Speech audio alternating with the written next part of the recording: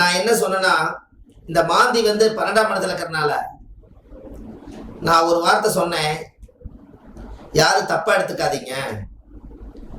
நீங்க இந்த பரிகார பூஜையெல்லாம் பண்ணி முடிச்சு போட்டு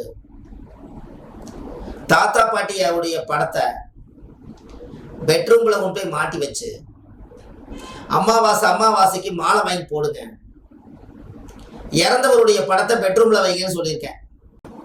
ஏன் அப்படின்னா 12ஆம் பாவம் தான் கட்டில், 12ல மாந்தி இறப்பு இருக்குது. அப்ப இறந்தவங்களுடைய பார்வை அந்த கட்டிலுக்கு பட்டுச்சுன்னா அந்த ஆத்மா சாந்தி ஆகிற மாதிரி அவங்களுக்கு அந்த பிரச்சனை சால்வ் ஆகி அந்த கட்டில் சுகம் அவங்களுக்கு கிடைக்குங்கிறக்காக முன்னோர்கள் கட்டில பாக்குற மாதிரி மாட்டி வைங்க, மாலை போட்டு வைங்க, அவங்க எங்க இருந்தாலும் வாழ்த்தி உங்களுக்கு சந்தோஷம் கிடைக்கும்னு சொல்லியிருக்கேன். எப்படி நீங்க இப்படி எல்லாம் கிரியேட் பண்ணி பார்க்கும்போது ஒரு கிரகத்துக்கு ஒரு பரிகாரம் ஒளிஞ்சிருக்குது. நாம எடுக்காம விட்டுட்டோம், எடுத்தா இவ்வளவு கிடைக்குது. எப்படின்னு பாருங்க. நான் ஒண்ணு சொன்னேன், உங்க ஜாதகத்துல நீங்க வாழ்க்கையில கட்டளை தொடச்சிருக்கிறீங்களான்னு கேட்டேன். இல்ல, நீங்க கட்டளை வெளியே எடுத்து போடுங்க. என்ன கிழமைக்கு எடுத்து போடுறீங்க? செவ்வாய்க்கிழமைக்கு அல்லது வெள்ளிக்கிழமைக்கு கட்டளை வெளியே எடுத்து போடுங்க. வெளியெடுத்து போட்டு சூரிய ஒளி படட்டும், கட்டளை கழுவி விட்டு 4 காலுக்கு பொட்டு பூஜை போட்டு கட்டளை சுத்தி பூசணிக்காயை உடைச்சு கட்டல்ல யாரோ ஒருத்தர் குழந்தையை படுக்க வச்சு அதுக்கப்புறம் அந்த குழந்தை கட்டளை தூங்குனதுக்கு அப்புறம் தூங்கி எந்திரிச்சதுக்கு அப்புறம் கட்டளை வீட்டுல கொண்டு போய் போட்டு அதுக்கப்புறம் கட்டளுக்கு மேல மெத்தை போட்டு அதுக்கப்புறம் நீங்க வாழ்ந்து பாருங்க. அந்த கட்டல் வந்து புதுமையான கட்டல், அதுல ஒரு குழந்தை உருவாகி வெளியே வரும்னு சொல்லியிருக்கேன். எப்படி ஆமா, புரியுதா? என்னங்க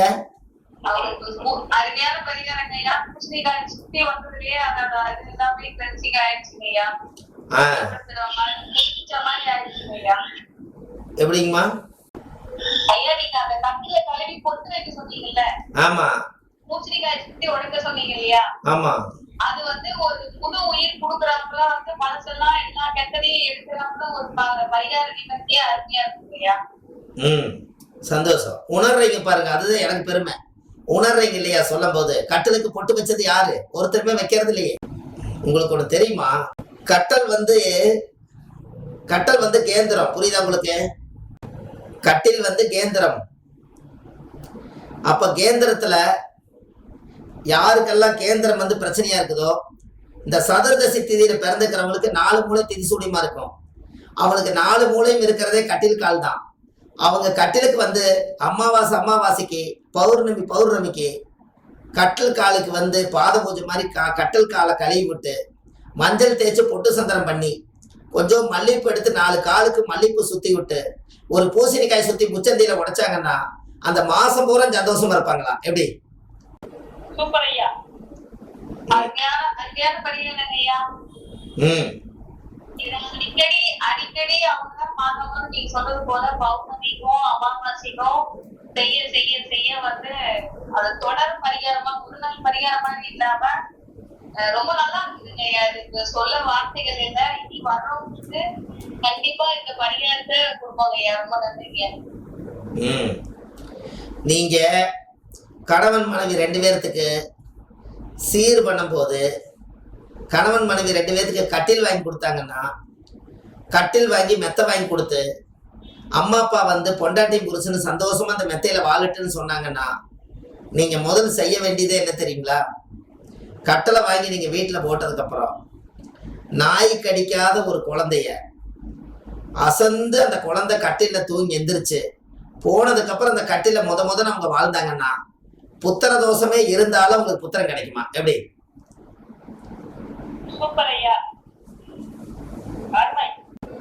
அதனாலதான் ஒரு கோயில்ல அன்னதானம் போட்டாலும் கூட, ஒரு பொங்கல் வச்சு சாமி கும்பிட்டாங்க கூட, கொஞ்சம் முதல்ல குழந்தை கையில கொடுத்துட்டு எல்லா பக்கமும் கொடுப்பாங்க. பாத்திருக்கீங்களா? எது செஞ்சாலும் குழந்தை கொடுத்துட்டு செய்வாங்க. முதல்ல குழந்தைக்கு ஒரு வாய் போடு, அப்புறம் எல்லாத்தையும் கொடும்பாங்க. ஏன் கொடுத்தாங்கங்கிறது இப்ப தெரியுதுங்களா? பெண் குழந்தைகளுக்கு தான் கொடுப்பாங்க. அது ஒரு மகாலட்சுமி, ஒரு சக்தி உள்ள தெய்வம்.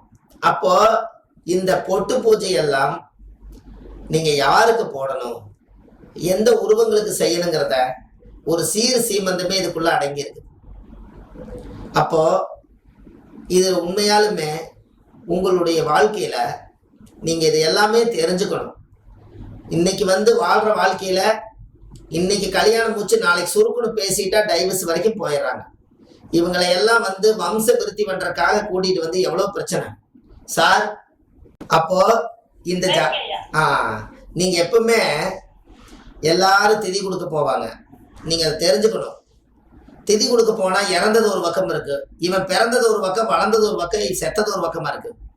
திதி போய் எங்க கொடுப்பாங்கன்னா ராமேஸ்வரத்தில் கொடுப்பாங்க, அப்புறம் திருவனந்தபுரத்துல கொடுப்பாங்க, அப்புறம் காசியில கொடுப்பாங்க. இதெல்லாம் மக்களுக்கு இறந்தது தெரியாம இருக்கிறவங்களுக்கு பொதுவான ஸ்தலம். இங்கெல்லாம் போனா கண்டிப்பா ஆத்ம சாந்தி ஆகும்.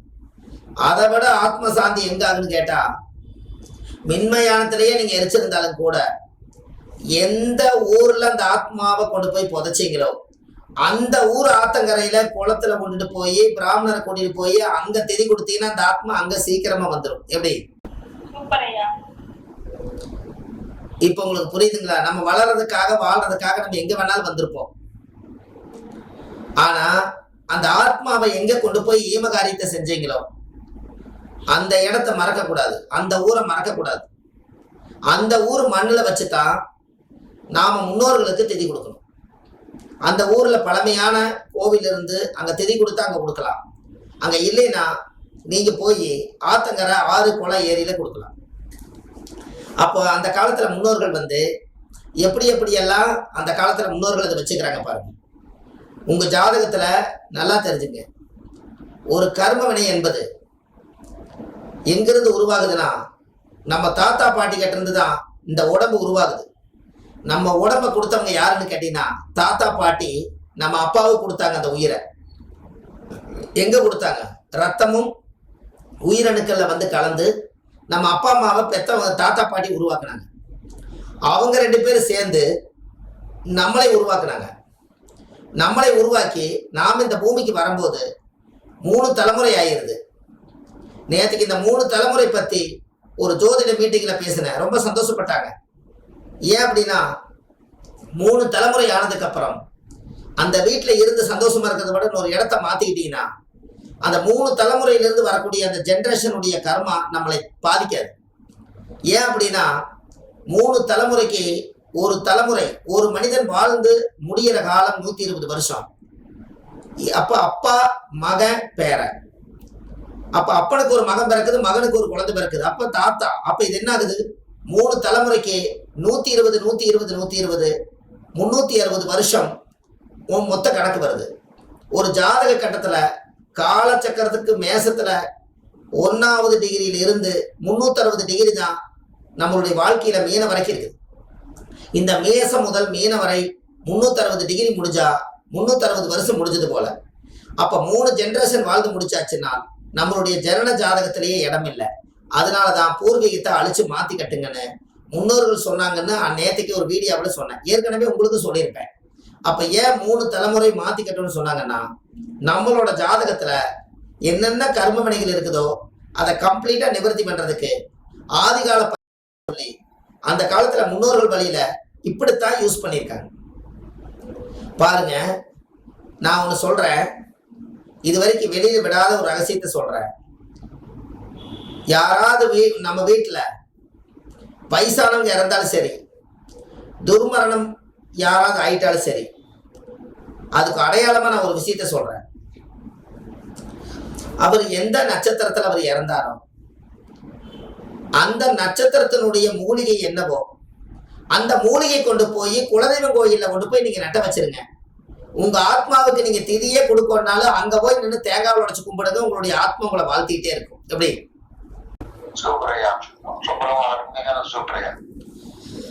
உங்களுக்கு ஒண்ணு தெரியுமா? ஒருத்தர் இறந்துட்டாங்கன்னா நம்மளுக்கு என்ன, திதியை மறந்துடுவோம், கிழமைய மறந்துடுவோம், நட்சத்திரத்தை மறந்துடுவோம், அடப்பை மறந்துடுவோம், ஈமகாரியம் செய்யறதுக்கு மறந்துடுவோம். இந்த குலதெய்வம் என்பது யாருன்னு கேட்டீங்கன்னா, நம்ம 7 தலைமுறையில முன்னோர்கள் கட்டி வச்சது குலதெய்வம்னா 7 பித்திருக்கள்ல யாரோ ஒரு பித்திருக்கள் தான் நம்மளுடைய குலதெய்வம். அது சாமிங்கிறதுனால தான் நம்ம பித்திருக்களை தான் நம்ம குலதெய்வமா கும்பிடுறோம். குலதெய்வம்னு ஒரு பொருளெல்லாம் கிடையாது. 7 தலைமுறையிலேருந்து நம்ம பிறந்திருப்போம். இந்த 7 தலைமுறையில நம்மளோட பித்திருக்கள்னு ஒருத்தர் இருப்பாங்க. அந்த பித்திருக்கள் தான் யாரோ ஒருத்தர் குலதெய்வம்னு ஒரு கல் எடுத்து வச்சு ஒரு பேர் வச்சு அதுக்கு தேங்காவில் உடைச்சு உயிர் கொடுத்து பூஜை பண்ணி சாயம் போட்டிருப்பாங்க. அப்ப நம்மளுக்கு யாருன்னு கேட்டீங்கன்னா, மூதாதிகள் யார் இறந்து போனாலும் நம்மளுக்கு குலதெய்வம் கோயில் தான் மூதாதிகள். அப்போ நம்மளோட வம்சத்துல நம்மளுக்கு ரொம்ப நெருங்கினவங்க வேண்டப்பட்டவங்க நம்ம குடும்பத்துல இப்படி யாராவது ஒருத்தர் காலமாயிட்டு வயசானவங்க காலமாயிட்டாங்கன்னா அவங்கள அஸ்தி கரைச்சி ஈமகாரியம் பண்ணி எல்லாம் கொண்டு போய் கங்கையில கடல்ல கரைச்சி விடுறீங்க. சந்தோஷம். 16 நாள் ஈமகாரியம் எல்லாம் முடியிட்டு இறந்த திதி வந்து போகட்டும்.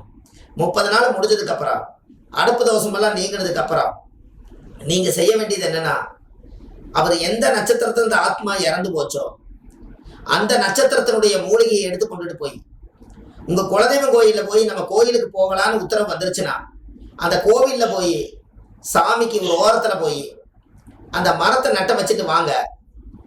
நீங்க 3 தலைமுறைக்கு அப்புறம் நீங்க நட்ட வச்சதுக்கு அப்புறம் அந்த மரம் ஆலமரம் அரச மரம் மாட்டு பெருசா வளர்ந்துரு. நம்மளோட அடுத்த சந்ததிகள் அதில் நம்ம பிறந்திருப்பாங்க. அவங்க போய் அந்த மரத்து நிழல்ல உட்கார்ந்துருப்பாங்க. அந்த காலத்துல மூதாதிகள் எத்தச்சோடு மரத்தை உருவாக்கி யாரோ நட்ட வச்சுட்டு போயிருக்கிறாங்கன்னு சொல்லுவாங்க. அதுலதான் மூதாதிகள் குடியிருப்பாங்க. அந்த நட்சத்திரம் தான் 27 நட்சத்திரத்துல முன்னோர்கள் வச்ச மூலிகை நட்சத்திரம் இதுதான். எப்படி இப்ப பூர நட்சத்திரத்துக்கு பலான்னு கொடுத்துருக்காங்க, பலாமரம்னு கொடுத்துருக்காங்க. அப்ப முன்னோர்கள் யாரோ ஒருத்தர் பூர நட்சத்திரத்தன்னைக்கு இறந்துருப்பாங்க. இறந்தவங்களுக்கு அடையாளமா ஒரு மரத்தை நட்ட வச்சிருக்காங்க. அந்த நட்ட வச்ச மரம் வந்து பலாமரம். அதனால பலாசுன்னு சொல்லி பலாமரம்னு சொல்லி பூர நட்சத்திரத்துக்கு நட்சத்திர மூலிகை கொடுத்துருக்காங்க. இது எங்க கொடுத்துருக்காங்க? நம்ம நட்சத்திரத்துக்கு ஜென்ம நட்சத்திர மூலிகைன்னு கொடுத்துருக்காங்க. அப்ப ஜென்ம நட்சத்திர மூலிகைன்னா நம்மளை ஜென்மமா உருவாக்குறது நம்ம பித்திருக்கள். அவங்க கட்டி வச்சதான் குலதெய்வம். அதனாலதான் நம்மளோட வம்சத்துல யார் இறந்தாலும் அவங்க உயிரோட மறுபடியும் புதுப்பிக்கிறதுக்காக ஒரு மரமா இருந்து அவங்க உயிரா வாழ்ந்துட்டு இருக்கட்டும். நம்மளுக்கு கோகை கட்டி வைக்கலினாலும் கோயில் கட்டி வைக்கலினாலும் அந்த மரத்துக்கு தேங்காவில் உடைச்சு சாமி கும்பிட்டாலே எங்களுடைய தாத்தா இறந்த நட்சத்திரத்தினுடைய மரம் தான் இதுன்னு எல்லாத்துக்கும் நீங்க காமிச்சு கொடுப்பீங்க. எல்லாரும் அந்த மரத்துல போய் உட்காருவாங்க. அந்த மூதாதி வந்து ஆசீர்வாதம் பண்ணுவாங்க. எப்படி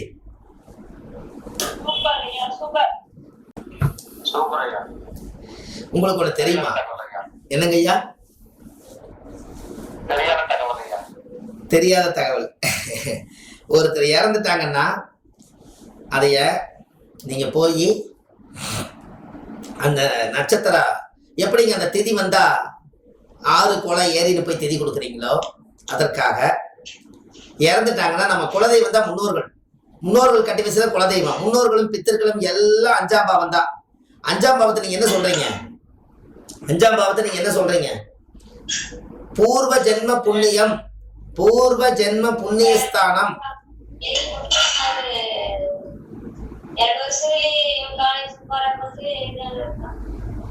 ஆமா, அது இப்ப அந்த டிஃபன் எல்லாம் நீங்க சாப்பாடு போடுவீங்களாட்டு இருக்குது. கொஞ்சம் வெயிட்ல போடுங்கம்மா. அதாவது ஆமா ஆமா, அதாவது பூர்வ ஜென்ம புண்ணியம். பூர்வ ஜென்ம புண்ணியம்னா என்ன? 5ஆம் பாவம். 5ஆம் பாவம் யாரு? நம்ம மூதாதிகள் குலதெய்வம். கொஞ்சம் வீட்டுல போட்டீங்கன்னா நல்லா இருக்கு. 5ஆம் பாவம் குலதெய்வம். அப்போ 5ஆம் பாவ குலதெய்வம் இருந்தும் கூட அந்த குலதெய்வத்தினுடைய முன்னோர்களுடைய மண்ணுல போய் நம்ம முன்னோர்களா காலங்காலமா இருக்கிறதுக்காக நட்ட வைங்க.